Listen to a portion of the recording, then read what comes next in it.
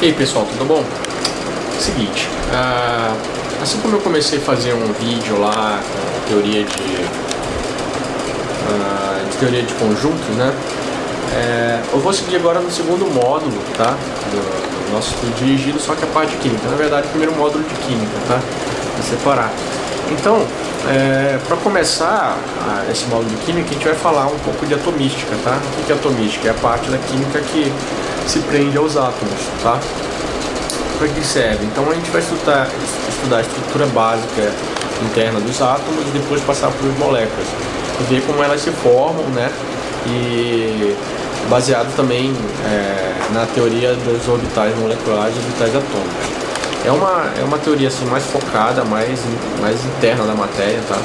A matéria, eu digo, matéria física.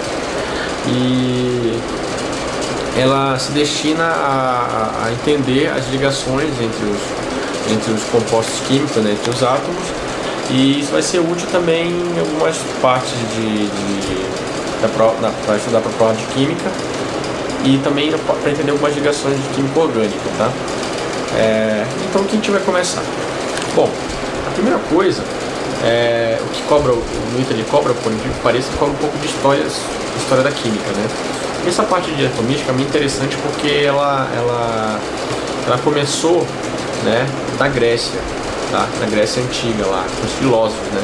Eles estavam procurando explicar como é que surgiu a matéria, né? Antigamente eles acreditavam que a matéria era formada de 5 elementos, tá? Você não vai pensar que eu sou esotérico não, tá? Mas aqueles 5 elementos que falam, né? Terra, ar, fogo, terra, ar, fogo, água. Terra, ar, fogo, água. Terra, ar, fogo, água e coração. Não, Capitão Planeta. Não, porque eu só que sou meio velho, né? Passava um desenho na TV que chamava Capitão Planeta. Ele tinha a união dos seus poderes, eu sou o Capitão Planeta. Então tinha um cara com o anel da água, um anel do fogo, um anel da terra, um anel e uma do anel do coração, que era lá da Amazônia. Ele tinha o poder de tocar o coração dos pessoas. Besteira. Mas enfim, pra quem assistiu esse desenho aí, o Capitão Planeta era super ecológico, tem o cabelo verde e vive debaixo da terra. Mas voltando, né? Os gregos achavam que tudo existia. tudo era formado por esses elementos aí. Então veio um cara chamado Demócrito, né? Eu acho que é ele. Ele criou ele e tal do Aristóteles, eu acho que também, porque o Aristóteles era foda e ele tá metido em todas as jogadas, né?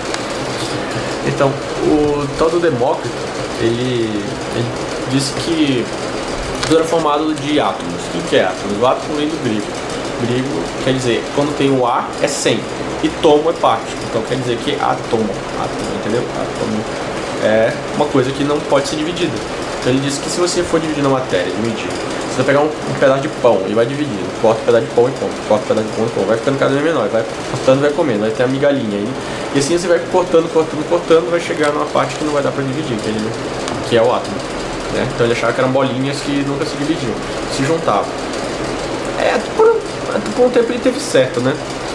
Mas enfim, tu vai saber o que, né? Os caras nem tinham roupa direito, usavam aqueles panos assim, né, em volta do corpo. Imagina não saber da teoria atômica direito.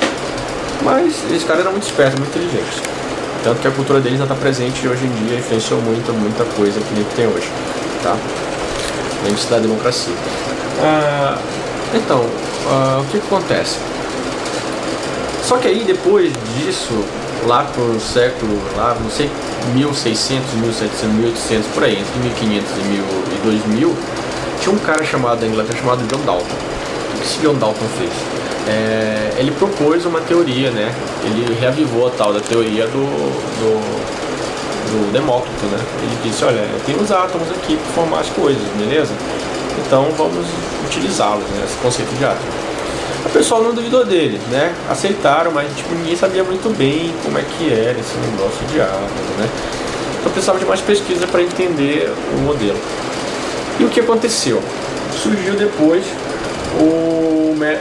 a teoria atômica do Thomson, né? Thomson era o J.J. Thomson, né? Que era um físico lá. Ele inventou o tubo de raios catódicos, eu acho que é ele mesmo, né? Um velhinho de cabeça branca lá, um godinho. Então ele disse assim, olha, os átomos são o modelo dele era chamado modelo de pudim de massas, tá? Parece que é muito blá blá blá isso que eu tô falando, mas já caiu em prova do ITA esse negócio. E então tem o tal do pudim de massa, ou seja, era assim um átomo, né? O átomo, pudim de que? Falei? De passa, de ameixa, né? Não importa, tá? É um bolo cheio de fincado de ameixa. Então o átomo que era que nem um bolo fincado de ameixa, ou seja, tinha um átomo lá, a bola do átomo, e fincado dele vários elétrons, né? Que era a parte negativa. Porque ele, nos estudos dele, ele conseguiu descobrir que tinha uma parte negativa na matéria, né? Que são os elétrons, tá? Então o modelo dele era uma coisa assim, ó, eu vou desenhar aqui.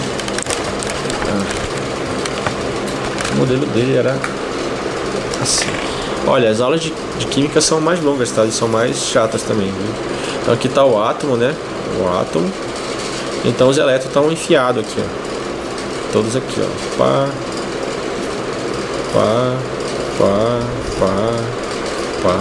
Então tá os elétrons tudo enfiados aí. Isso aqui é o modelo de pudim de ameixas, tá? Bolo de ameixas, bolo de passas. Qualquer guloseima que lembre esse treco aí, tá? Então voltando, tá, ao nosso sermão da montanha. Então ele diz que é formado disso. Aí tudo bem, beleza, galera. Olha, os caras falaram, ó, tudo bem, você tem razão, tem a parte negativa. Só que aí, deixa eu ver aqui, falar mais um pouquinho. Tô seguindo aqui um roteiro, né? O que aconteceu?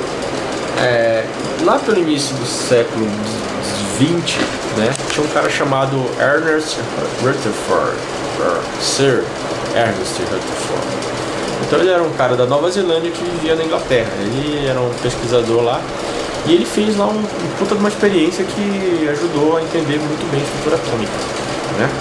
O que ele fez? Ele fez um bombardeamento, né, com partículas alfa, que eu vou desenhar aqui, que foi a experiência do Rutherford. Então o que ele fez? Ele pegou aqui um blocão de chumbo, ok? Aí dentro dele tinha um furinho e ele colocou material radioativo aqui, tá? Bem aqui, ó, na linha aqui do negócio, ele colocou um outro material, que eu não lembro o que era. Acho que era uma folha de ouro. E aqui em volta ele colocou tá? Ele colocou um anteparo, tá? Colocou um anteparo aqui, tá? Que tinha, acho que fosforescente, alguma coisa assim. O que aconteceu? Esse material radioativo expeliu partículas alfa, né? E ele percebeu que muitas coisas aqui, ó, pontos brilhantes aqui, ó, quer dizer que muitas das partículas alfa passaram, mas ele também percebeu que voltava, tá? Voltava as partículas. O que ele queria dizer? O que ele concluiu? Que o átomo era composto de uma coisa mais vazia, né? E com um núcleo, tá? Porque o núcleo quando vinha a partícula alfa, batia e voltava, né? Então, só que com mais partículas passaram, então quer dizer que eram afastadas, né? Então eram mais vazios do que núcleos, só que algumas acertavam. E aí ele ganhou o prêmio Nobel de Física por causa disso, tá? Então ele revolucionou a história da química, né? Tá. Então foi isso que o tal do Rutherford fez.